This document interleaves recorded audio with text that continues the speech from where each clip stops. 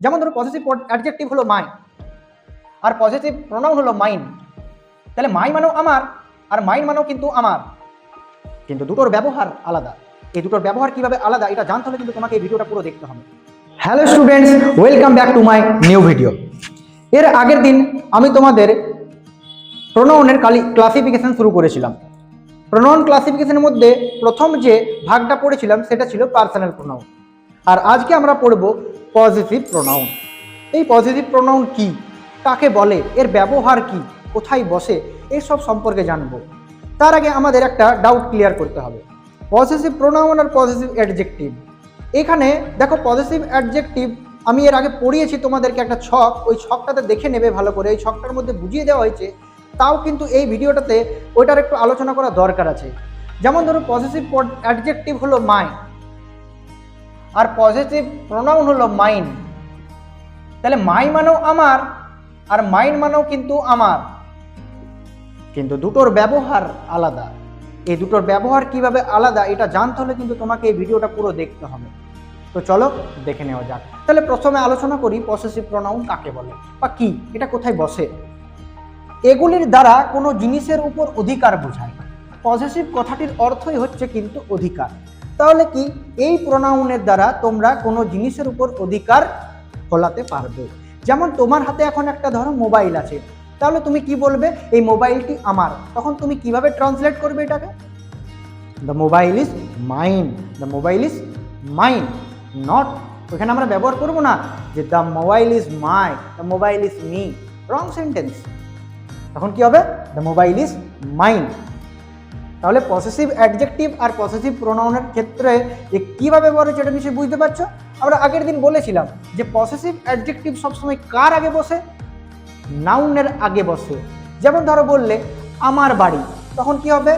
My house. আমার গাড়ি, তাহলে কি হবে? মাই কার।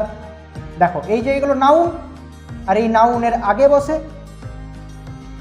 নাউনের আগে কি বসছে? Possessive adjective.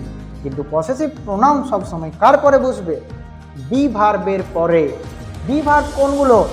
এম, ইজ, আর, আমরা নিশ্চয় জানি। আর পাস্ট টেন্সে ওয়াজ, ওয়্যার। ঠিক আছে, তাহলে এম, ইজ, আর এর পরেই কিন্তু বসে। দেখো দ্য হাউস ইজ মাইন, মানে কি এখানে একটা বাড়ির ছবি দিয়েছি আমি, তার মানে কি বাড়িটা আমার। তাহলে বাড়িটার প্রতি তোমার একটা অধিকার বোঝাচ্ছে। এরপরে দেখো একটা কারের ছবি দিয়েছি, গাড়িটি আমার। দ্য কার ইজ মাইন, মানে কি গাড়িটার প্রতি আমার একটা অধিকার বোঝাচ্ছে। আমি এখানে বলবো the car is mine, the car is me, রং আছে। তাহলে নিশ্চয়ই এই দুটো এক্সাম্পল দেখে তোমাদের একটু হলেও পজিটিভ প্রোনাউন সম্পর্কে ধারণা জন্মে গেছে। এরপরে আরও 2-4টে এক্সাম্পল যখন আমি দিয়ে দেবো তোমাদের এটা জলের মতো ক্লিয়ার হয়ে যাবে। তো চলো পরের এক্সাম্পলগুলো দেখা যাক। তো এখানে আমি পজিটিভ অ্যাডজেক্টিভকে একধারে রেখেছি আর পজিটিভ প্রোনাউনকে একধারে রেখেছি, যাতে তোমাদের এটা বুঝতে খুব সুবিধা হয়। তো চলো এক্সাম্পলগুলো দেখো। দেখো প্রথমে দিয়েছি আমার বই। তাহলে আমার বইকে আমরা যদি ট্রান্সলেট করি তাহলে কি হবে? তোমরা এখানে দেখতে পাচ্ছ বইটা পরে আছে। বইটা একটা কি? নাউন। আর নাউনের আগে যেটি বসে সেটাকে বলা হয় কি? Possessive adjective. তাহলে এখানে কি হবে? কি মানে আমার? মাই, মাই আর বুক। বই মানে কি? বুক। তাহলে মাই বুক। এখানে দেখো বলেছে আবার কি? বইটি আমার। বইটি আমার, তোর নয়। এটা আমার অধিকার আছে বইটার প্রতি। তাহলে এখানে কি হবে? The book is mine. এই যে ইজ চলে এসছে বাবা, ইজের পরেই হবে, মানে বি ভার্বের পরেই আসছে মাইন। এরপরে দেখো পরের এক্সাম্পলটা, তাদের বাড়ি। তাদের বাড়ি, তাহলে কি হবে? বাড়িটা দেখো নাউন, এখানে আমি বসিয়ে দিই তাহলে হাউস। আর কাদের বাড়ি? দেয়ার। তাহলে এখানে হয়ে গেল কি? Possessive adjective. এরপরে দেখো বাড়িটি তাদের, মানে অধিকার বোঝাচ্ছে, বাড়িটি তাদের। তাহলে কি হবে? The house is theirs, not there. এখানে হবে কি? দেয়ার্স। বাড়িটি তাদের, অধিকার বোঝাচ্ছে। এখানে দেখো তার ব্যাগ, মানে ভাবো এটা একটা মেয়ে, স্ত্রীলিঙ্গে আছে, তার ব্যাগ। তাহলে আমরা এখানে কি বসাবো? হার ব্যাগ। এবারে ওই মহিলাটি এসে কি বলছে, ব্যাগটি তার, ওকে দিন, মানে ওর অধিকার বোঝাচ্ছে, ব্যাগটি তার। তাহলে কি হবে, the bag is hers, the bag is hers. এখানে এসটা খালি যোগ হলো, মানে কি তার অধিকার বোঝাচ্ছে। এসে পরে বলছে ব্যাগটি তার, ওকে দিন, ব্যাগটি তার, মানে কি তার অধিকার আছে। এখানে বলছে আমার ক্লাব, ক্লাবটা তো নাউন, CLUB, কার ক্লাব, আমার ক্লাব। তাহলে এখানে কি হবে, মাই ক্লাব, আমার ক্লাব। ঠিক আছে, ক্লাবটি আমাদের, এবার অধিকার, ক্লাবটি আমাদের। তাহলে কি হবে, দা ক্লাব ইজ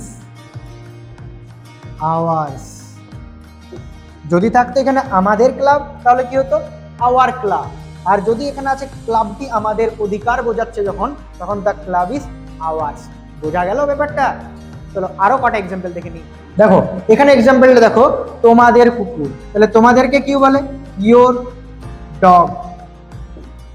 তার আংটি, তাহলে কি হবে, হার রিং, রিং মানে আংটি। তোমার দেশ, ইয়োর কান্ট্রি। এই যে বুঝতে পারছো তো, এগুলো সব কিন্তু পসেসিভ অ্যাডজেক্টিভের মধ্যে রয়েছে। কারণ দেখো নাউনটা পরে আছে, এরপরে দেখো কুকুরটি তোমাদের, অধিকার বোঝাচ্ছে এখানে, the dog is yours, not yours. ঠিক আছে, আংটিটি তার, মানে অধিকার বোঝাচ্ছে, দা রিং ইজ হার্স। দেখো এই এক্সাম্পলটা আরো একবার ভালো করে দেখো, দেশটি আমার, তোমার ও তাদের। তার মানে দেশটি আমার মানে কি, এখানে আমার অধিকার বোঝাচ্ছে। তাহলে আমরা প্রথমে লিখি দা কান্ট্রি ইজ, আমার মানে বলেছিলাম কি, মাইন, কমা তোমার, ইয়োর্স, ও অ্যান্ড তাদের, দেয়ার্স। কি হবে এখানে, দেয়ার্স। বোঝা গেল? এগুলো সবই কিন্তু পজিটিভ প্রোনাউন লাগিয়েছি, কারণ কি দেশটির প্রতি অধিকার বোঝাচ্ছে, আমার, তোমারও, তাদের। তাহলে আশা করি তোমরা পসেসিভ প্রোনাউন খুব ভালোভাবে বুঝে গেছো। যদি না বুঝে থাকো কমেন্টে জানিও, এরপরে আমি তোমাদের আরো এটাকে সহজ করে বোঝানোর চেষ্টা করব। আমার মনে হয় না এর থেকে সহজ হয়। তো আজকের ভিডিও এতদূর পর্যন্তই। এরপরে তোমাদের আরো আসছে ভিডিও, পসেসিভ প্রোনাউন হয়ে গেল, এরপরে নিশ্চয়ই আরো অন্য কিছু প্রোনাউন নিয়ে আমি তোমাদের ভিডিও দেব। তো ততক্ষণ পর্যন্ত তোমরা ভালো থেকো, সুস্থ থেকো, বাই বাই।